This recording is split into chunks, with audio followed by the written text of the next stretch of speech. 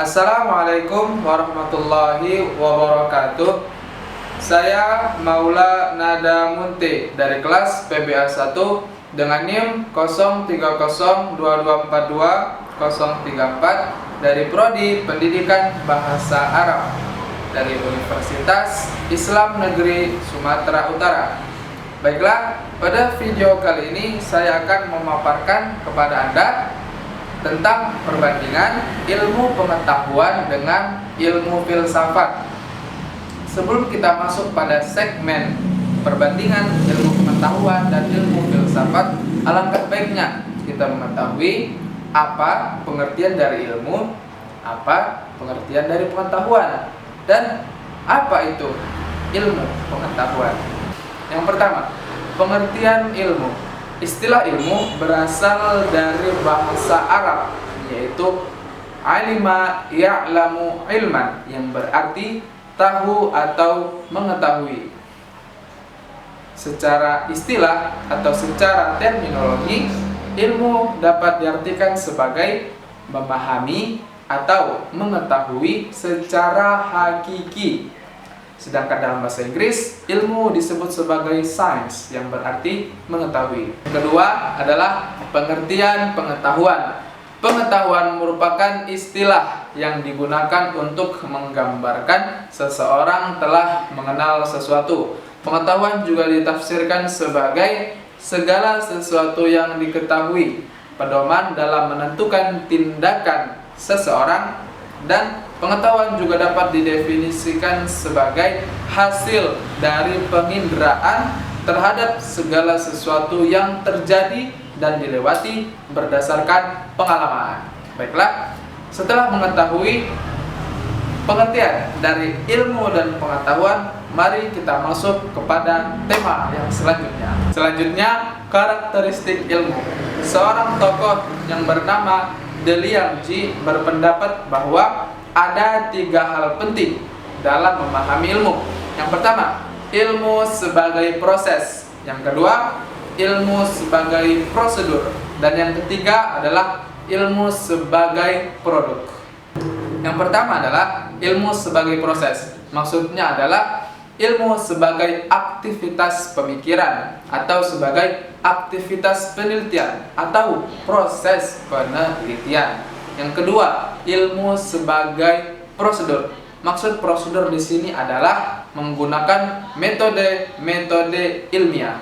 Yang terakhir adalah ilmu sebagai produk. Maksudnya adalah pengetahuan yang sistematis yang disusun secara runtut, bertahap-tahap, terdiri dari bagian-bagian yang saling berhubungan yang menunjukkan kesatuan. Ngomong-ngomong perihal ilmu, seorang tokoh yang bernama Wan Muhammad Daud telah mengutarakan pendapat beliau tentang ilmu memiliki 8 arti, yaitu yang pertama, ma'rifah, yang artinya pengenalan. Yang kedua adalah syu'ur, yang artinya kesadaran. Yang ketiga adalah tadzakur, yang artinya pengingat. Yang keempat adalah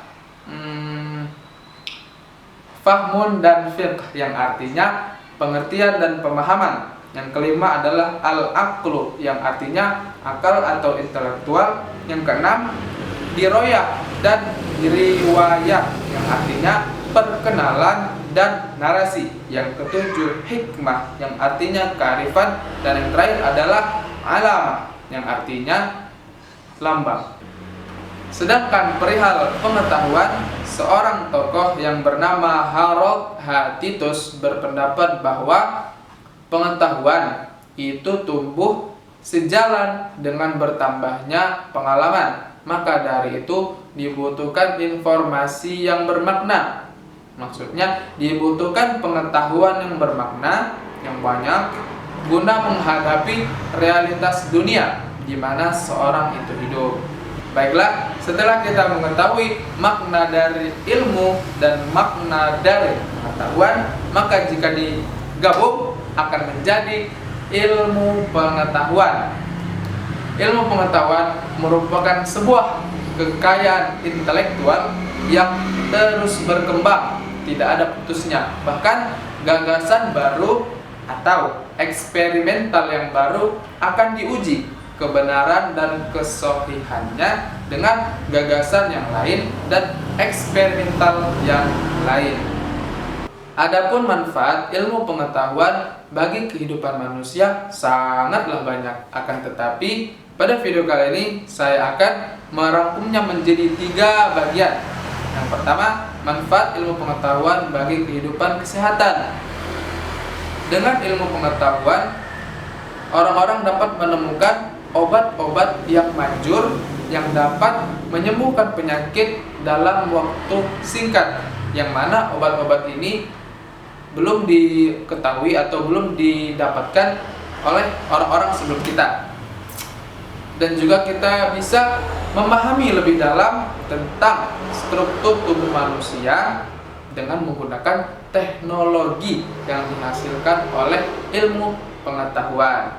Yang kedua adalah dalam kehidupan lingkungan. Dengan adanya ilmu pengetahuan, kita dapat memahami proses alam. Maksudnya proses bagaimana terjadinya siang dan malam, proses yang dimana bagaimana terjadinya turun hujan, proses bagaimana kita ketika mempunyai ladang atau sawah, bagaimana cara ladang atau sawah kita ini bisa tumbuh subur, bisa banyak buahnya.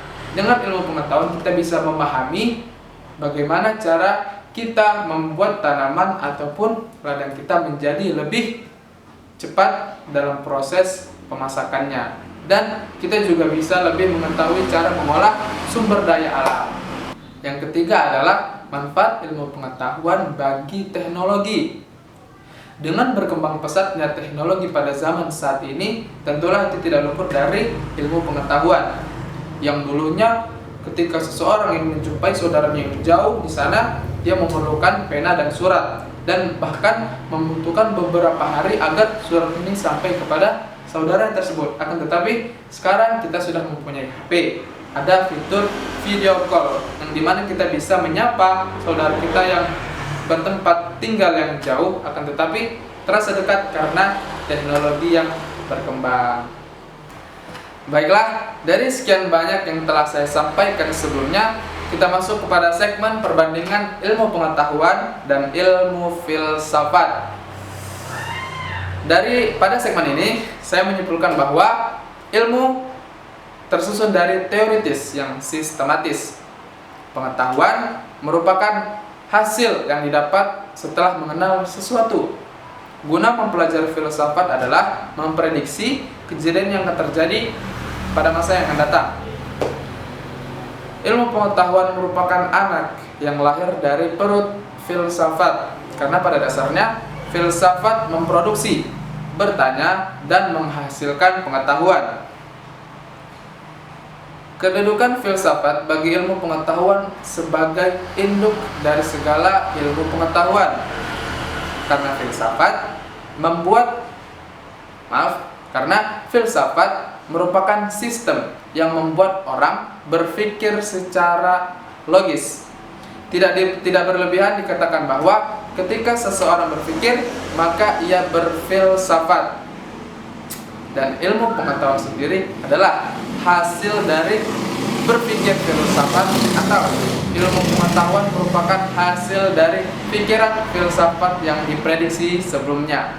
Baiklah, mungkin itulah kesimpulan dari saya mengenai perbandingan ilmu pengetahuan dan ilmu filsafat.